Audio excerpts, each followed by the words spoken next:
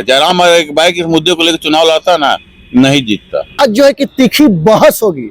आज ऐसा बहस होगा कि आपको भी वीडियो देखने में बहुत ही मजा आ जाएगा और इंटरेस्ट आएगा। एक कमेंट लास्ट में जरूर करके बताइएगा कि प्रदीप तिवारी जी कैसा अपना जवाब रखे हैं। सबसे पहले जोहार रहेगा प्रदीप तिवारी जी। नमस्कार, जोहार, प्रणाम। प्रदीप तिवारी जी, देखा जाता है कि हमारे झारखंड में सब कुछ होने के बावजूद भी झारखंड जो है कि गरीब स्टेट में गिनती आ रहा है। मतलब कैसे झारखंड का विकास होगा? देखिए, बहुत स्पष्ट बात है। आप झारखंड और छत्तीसगढ़ एक साथ अलग हुआ। छत्तीसगढ़ में कभी भी आपने देखा कि क्योंकि छत्तीसगढ़ में शुरू से लगभग भाजपा का भी शासन रहा है। छत्तीसगढ़ में आपने जितना झारखंड में कभी देखिए बाहरी भीतरी का विवाद, कभी सरना ईसाई का विवाद, कभी हिंदू मुसलमान का विवाद, कभी ये कुर्मी आदिवासी का विवाद, कभी झारखंड तो इतना खनिज संपदा होने के बावजूद भी हमेशा राजनीति से प्रेरित विवाद में फंसता रहा है। हमेशा राजनीति से, झारखंड में कोई भी मामला राजनीति से प्रेरित रहा है। तो झारखंड का विकास आखिर किसके हाथों में हो सकता है? देखिए, स्पष्ट बात है, झारखंड का विकास अगर कोई भी झारखंड का कोई भी मुख्यमंत्री, मैं हेमंत सोरेन की बात नहीं कर रहा हूं, कोई भी मुख्यमंत्री हो, कोई भी सरकार हो, सरकार अदर मुद्दे से निकले तब न काम करे। यहाँ तो हर मुद्दा राजनीति से प्रेरित होता है। अब कोई एग्जाम हो रहा है, PIL डाल दिया। अगर भाजपा विरोधी सरकार है, भाजपा माने गैर भाजपा सरकार है, तो कभी ED ये कर रहा है, कहे और सब राज्य में घोटाला नहीं हो रहा। लिखिए ना, कितना राज्यों को ED के पास मध्य प्रदेश का मामला नहीं है, खाली झारखंड का मामला है। तो झारखंड का विकास अगर बाधित है तो ये राजनीति से प्रेरित होकर झारखंड का विकास बाधित है। हेमंत सोरेन की कौन सा काम आपको झारखंड में सबसे ज्यादा प्रभावित किया, सबसे बढ़िया लगा आपकी नजर में? देखिए, हेमंत सोरेन क्या, हर एक कोई भी मुख्यमंत्री रहे, कि कोई भी मुख्यमंत्री रहे, उसका ड्यूटी है, धर्म है, कर्तव्य है कि राज्य का चहुमुखी विकास करना। हेमंत सोरेन जी राज्य के विकास के प्रति गंभीर हैं, ये दिखता है। ये आपको ये कहने की बात नहीं, ये दिखता है। बहुत सारा काम वो लोग कर रहे हैं, लेकिन फिर मैंने कहा ना कि राजनीति से प्रेरित होकर बाधा पहुंचाई जा रही है हर काम में। अब आप देखिए ना कि सरकार का, आम जनता का हक रोक दिया जा रहा। अभी आप देखिए, यूपी में भाजपा शासित राज्य है, मध्य प्रदेश भाजपा शासित राज्य है, अभी बिहार में भाजपा गठबंधन शासित राज्य है, और राज्यों के पास संसाधन विहीन होने के बावजूद इतना फंड दे दिया गया है। झारखंड के पास संसाधन, उसके बाद फंड नहीं है। मैया योजना आपकी नजर में क्या है? मतलब अच्छा काम कर रही देखे या खराब काम कर रही? देखिए, मैं शुरू से, जब से आप वहां फ्री बिजली, फ्री शिक्षा, फ्री ये कर रहा था, मैं शुरू से फ्री का विरोधी हूं। ये दुर्भाग्य है कि 5 किलो का राशन लेने के लिए 40 रुपया का झोला छपवा के अब 5 घंटा इंसान लाइन में रहता है।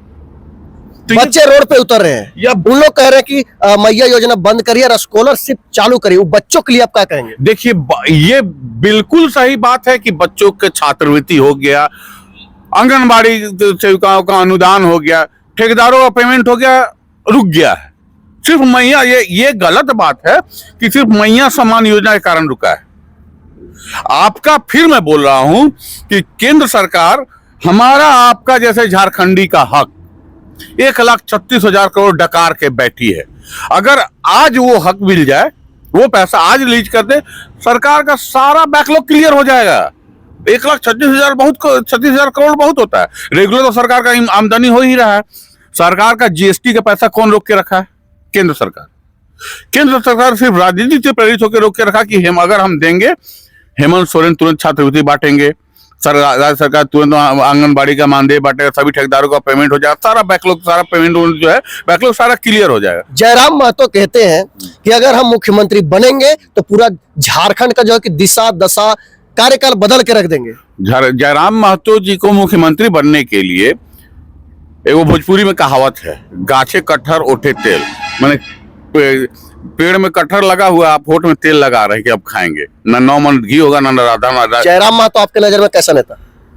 देखिए, जयराम महतो सिर्फ एक मुद्दे पे व्यक्तिगत कोई विरोध नहीं है। व्यक्तिगत 2 बार मुलाकात भी हुई, एक बार विधानसभा में, एक बार वो विधायक एकादश वाला मैच में। जयराम महतो साहब की बात होती है?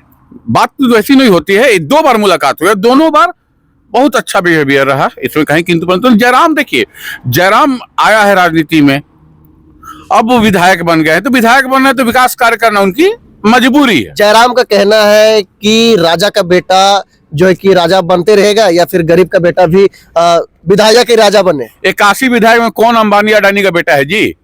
गिनवा दीजिए ना। हम इसी तरह लेते हैं, आपको खिजरी विधायक राजेश कच्छप को देख लीजिए, एक ग्रामीण का बेटा। शिबू सोरेन जी कौन इंडस्ट्रियलिस्ट है क्या, जिनका बेटा अभी मुख्यमंत्री है। दीपिका पांडे सिंह देख लीजिएगा, आरईओ मिनिस्टर। अब किसी एक को छोड़िए ना, जितने लोग हैं अभी 81 में कौन अडानी अंबानी का बेटा है भाई? सब तो गरीब का बेटा है। हाँ, ये है कि राजनीति में आने के बाद अमीर बन जाओ, जैसे जयराम गरीब का बेटा था, कहा था ना कि स्कॉर्पियो दोस्त का लिखेंगे फ्रेंड द्वारा गिफ्ट। तो भाई देखिए, वो भी गलत नहीं किया, क्योंकि आप विधायक बनने के बाद बहुत सारे आपका लाइबिलिटीज बढ़ जाता है, आपको इतना जगह जाना रहता है, तो वो भी संसाधन आपको लेना पड़ेगा। वो गलत, मैं गलत नहीं मानता, वो गाड़ी लिया या सुख सुविधा लिया, वो गलत नहीं मानता, वो तो आपको मजबूरी है। जयराम महतो 75% जो है कि अपना सैलरी दान करते हैं, ये कैसा काम? ये देखिए, मैं उसका नीतिगत विरोधी हूं, लेकिन जो अच्छा किया, मैंने देखा एक कोई लड़की थी, बच्ची, जिसको ओलंपियाड में जाना था, उस व्यक्ति ने अपने सरकारी वेतन से दिया, और बहुत सारे लोगों को, सरकारी छात्रों युवाओं को अपने सरकारी वेतन से बहुत सारा संसाधन दिए। ये काबिल तारीफ है। बस जो देखिए, जो सच हो तो बोलना पड़ेगा, ठीक है। वो हम उसका नीति का विरोधी है, व्यक्तिगत विरोधी नहीं, लेकिन जो सच है उसको बोलना पड़ेगा। सुदेश महतो आपके नजर में कैसे नेता है? सौम्य, ठीक है। उनको लोग बोलता है सुदेश महतो जी को, वो कुछ दिन पहले तो झारखंड में ये कहावत थी कि बैंड बारात किसका भी रहेगा, बैंड बाजा थी आजसू का ही रहेगा, क्योंकि खुद बाहर रह के चंद्र प्रकाश जी को मंत्री बना दिए थे। लेकिन सुदेश महतो सौम्य और कुटिल राजनीतिज्ञ, सौम्य स्वभाव के व्यक्ति हैं, कुटिल राजनीतिज्ञ। कौन सा काम सुदेश महतो को प्रदीप तिवारी की नजर में ज्यादा प्रभावित किए? उनका सौम्य व्यवहार, सौम्य व्यवहार, हाँ, सरल व्यवहार उनका, वो बहुत अच्छा लगता है। जो आत्मीय तरीके से किसी भी कार्यकर्ता से मिलना, अहम नहीं होना। देखिए, आरोप तो आप राजनेता बनिए तो आरोप तो 75 वो लगेगा, उसमें कहीं किंतु परंतु नहीं, लेकिन सुदेश जी का व्यवहार बहुत सरल है। हमारे रामगढ़ के चर्चित विधायिका ममता देवी जी, उनका कौन सा काम आपको ज्यादा प्रभावित करता है? देखिए, अभी तक तो उनका बहुत ज्यादा कुछ काम दिखा नहीं, तो प्रभावित करने की कोई बात ही नहीं। उसमें कहीं किंतु जो सच है वही बोले। उनको हाँ, देखते हैं कि हमेशा लोगों से मिलते जुलते रहती हैं, तो वो तो कोई भी विधायक बनेगा, भैया राजनेता बने तो मिलना जुलना है। अभी तक ऐसा कुछ, ऐसे ही कोई अचीवमेंट उनका नहीं रहा जिसको कि लोग प्रभावित।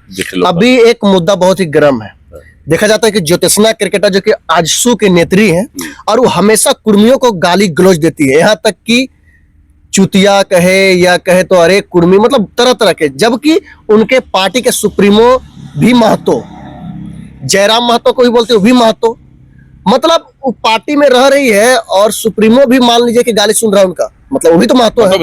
बिल्कुल।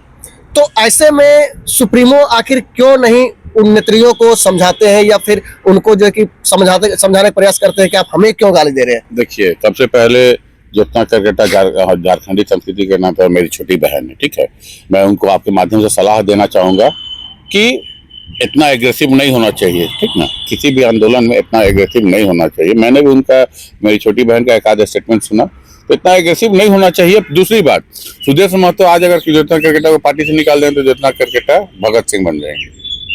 पतर चट्टा, अभी कुछ दिन पहले के वीडियो आ रहा है, पतर चट्टा बोल, नहीं, ये सब बातें हमारी बहन को शोभा नहीं देती हैं।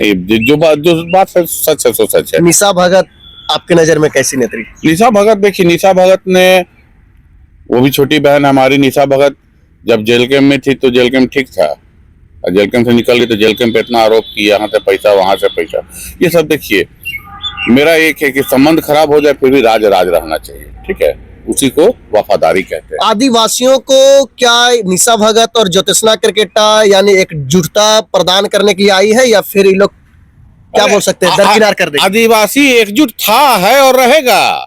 आदिवासी झारखंड की जान है, आदिवासी झारखंड का प्राण है। आदिवासी एकजुट था, है और रहेगा। किसी के आने जाने से कोई फर्क नहीं पड़ता है। चमरा लिंडा जी भी थे, बंधु तिर्की जी भी थे। आदिवासी शुरू से एकजुट था, आदिवासी है, आदिवासी झारखंड की शान है यार। देखा जाता है कि आदिवासी और कुर्मी दोनों एक ही थाली में भी खाते हैं, बिल्कुल एक ही साथ रहते हैं, बावजूद की कुछ नेत्रियां जो है कि इनको जो है कि जिस तरह से कुर्मी करके करती है, उसमें क्या? देखिए, ये आदिवासी, देखिए झारखंडी संस्कृति एक साथ मिलजुल के रहने का है, ठीक है। और आदिवासी कुर्मी का जो अभी ये हो रहा है, ये मुझे राजनीति से प्रेरित लगता है, क्योंकि देखिए कुर्मी भाई लोग अपना हक के लिए आंदोलन किया, 2 बार शायद एसटी वाला दर्जा के लिए राष्ट्रीय जनजाति आयोग से वापस भी हो गया था, ठीक है। ये लोग अपने हक के लिए आंदोलन कर रहे हैं। अगर देखिए साधारण सी बात है, राष्ट्रीय जनजाति आयोग में भी पढ़े लिखे आईएएस बैठे हुए हैं, वहां से 2 बार ऑलरेडी इनका फाइल एसटी में शामिल होने वाला फाइल वापस आ चुका है। अगर राष्ट्रीय जनजाति आयोग या केंद्र सरकार एसटी का दर्जा दे भी देती है कुर्मी को, तो आदिवासी भाई लोग बहुत साधन संपन्न हैं आज के डेट में। वो लोग हाई कोर्ट सुप्रीम कोर्ट जाके विरोध भी कर सकते हैं, स्टे भी लगवा सकते हैं, ठीक है। और वहां बुर्बक लोग थोड़े बैठल है, पढ़ा लिखा आईएएस बैठा हुआ है, जो कि देखेगा कि इनको अगर एसटी का दर्जा देते तो किसी का अधिकार का हनन तो नहीं हो रहा ना। बहुत तो मुझे लगता है कि इस मुद्दे पर राजनीति हो रही है। केंद्र सरकार या राष्ट्रीय जनजाति आयोग के निर्देश का इंतजार करना चाहिए, उसके फैसले का इंतजार करना चाहिए, उसके बाद विरोध कीजिए। झारखंड के कौन से नेता या नेत्री प्रदीप तिवारी जी को सबसे बढ़िया लगता है? नेता या नेत्री, दोनों में से कौन? नेता। नेता तो देखिए अभी फिलहाल झारखंड के नेता तो हेमंत सोरेन है जी।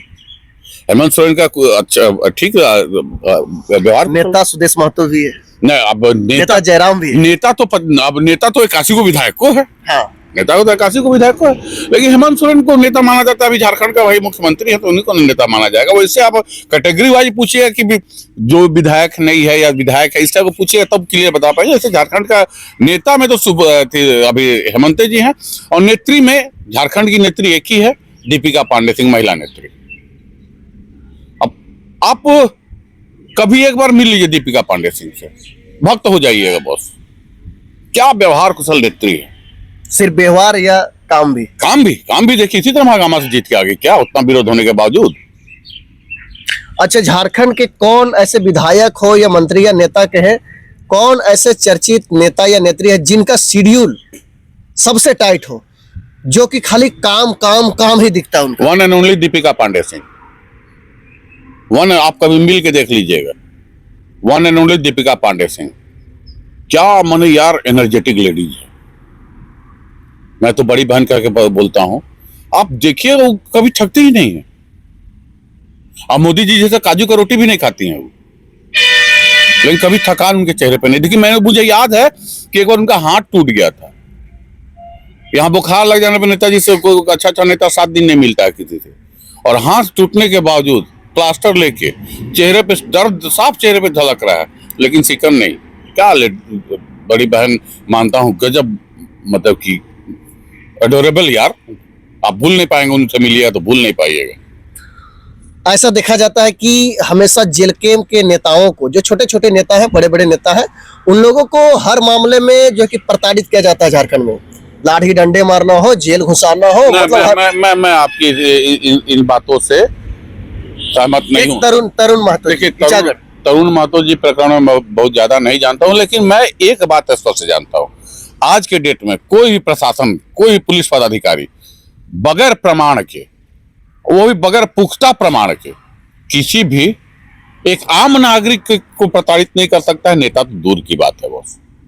निश्चित तौर पे मैंने बोला ना कि मैं उस मामले में बहुत ज्यादा कुछ नहीं जानता हूँ, लेकिन निश्चित तौर पे कहीं ना कहीं तरुण महतो जी के द्वारा कुछ होगा प्रमाण, तभी प्रशासन इतना कड़ा नहीं। कौन पार्टी ऐसा है जो कि सबसे ज्यादा पीड़ित परिवारों को इंसाफ दिलाने का काम की?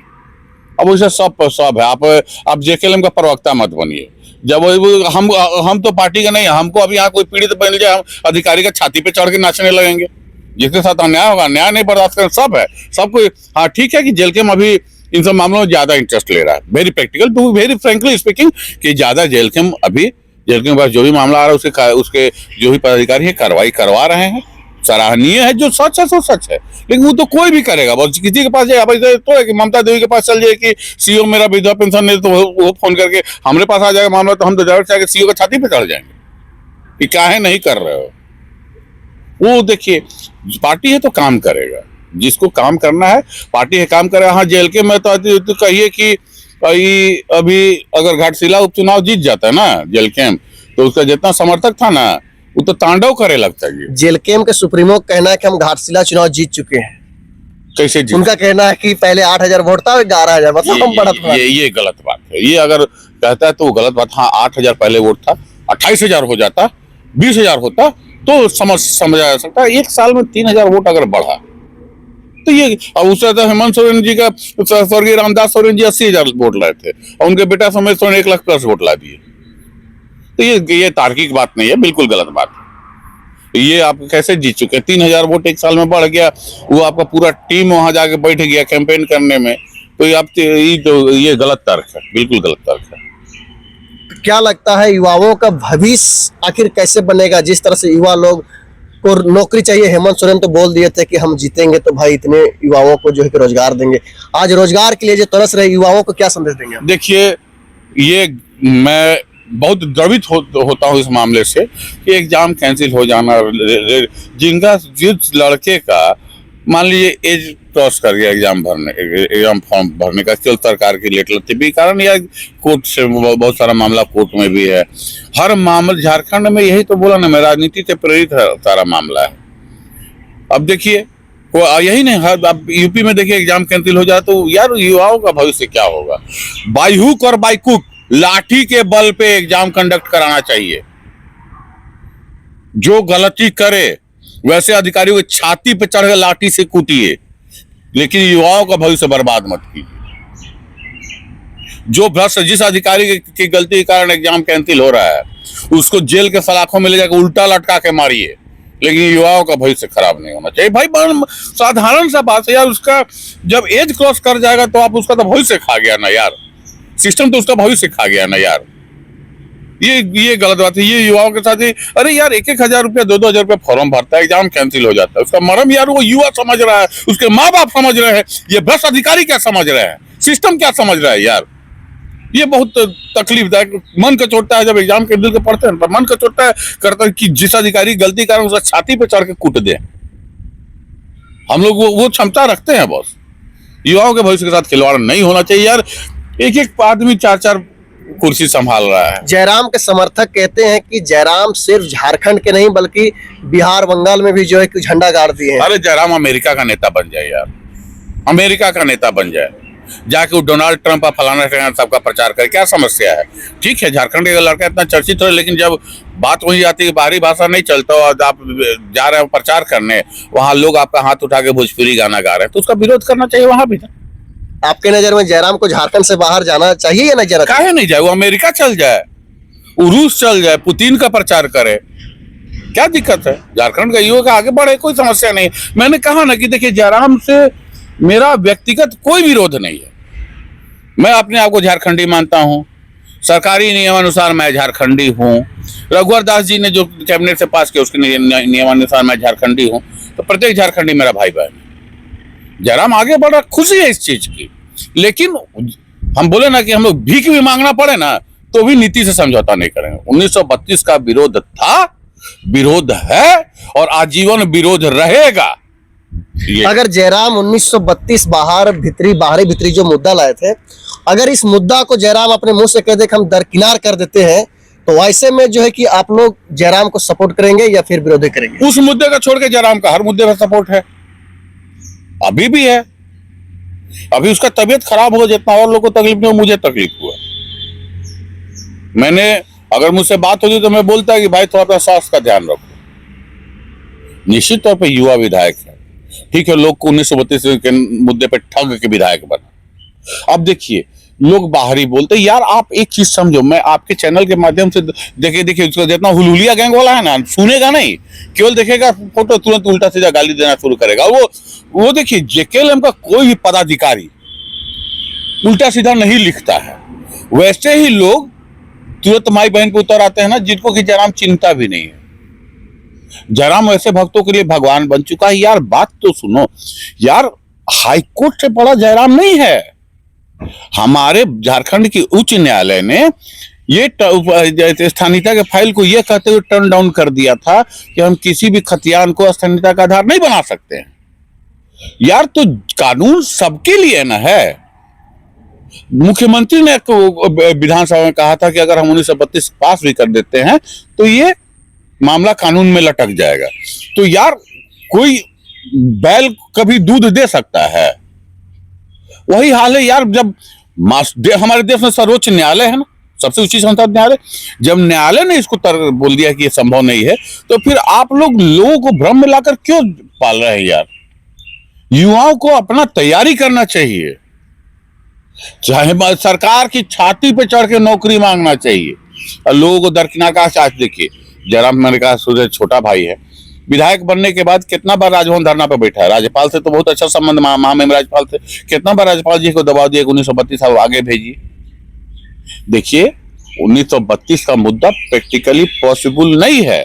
आप हमें बाहरी बोलते हैं, जो लोग हमें बाहरी बोलते हैं उनका बाबूजी का डेथ थी, जो थी मैट्रिक का सर्टिफिकेट कौन राज्य लिखा हुआ था? हम तो बोले भाई हम लोग 1956 से यहाँ पे हैं, ठीक है। अच्छा, जिनके पास खतियान नहीं है उसको भी आप लोग बाहरी बोलिए, तब बोलिएगा ना। आपको तो 1932 का खतियान चाहिए। जिन जो भूमिहीन थे उनको भी बाहरी बोलिए आप।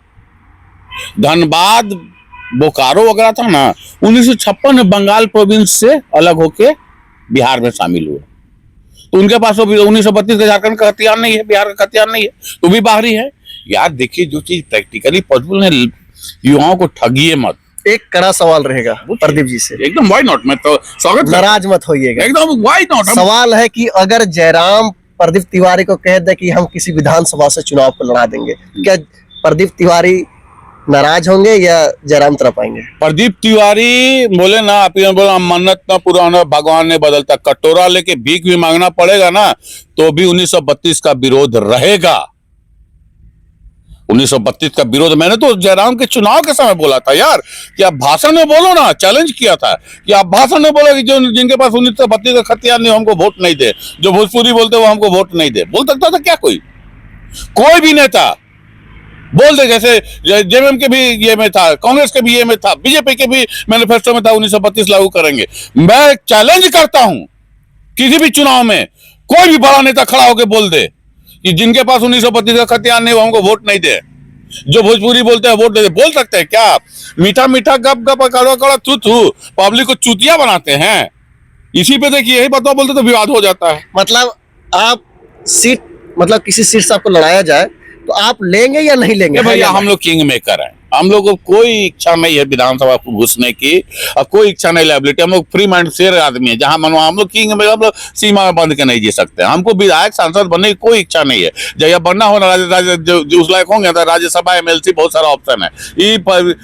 इसलिए ना मैं ये बातें बोल रहा हूँ कि तकलीफ होता है। जयराम चुनाव क्यों जीता? जयराम 1.5-2 साल से 1932 स्थानीयता की लड़ाई लड़ रहा था, इसीलिए माहौल बना और चुनाव जीता। अभी देखिए विपिन सर क्या स्थिति, केसी सिन्हा की क्या।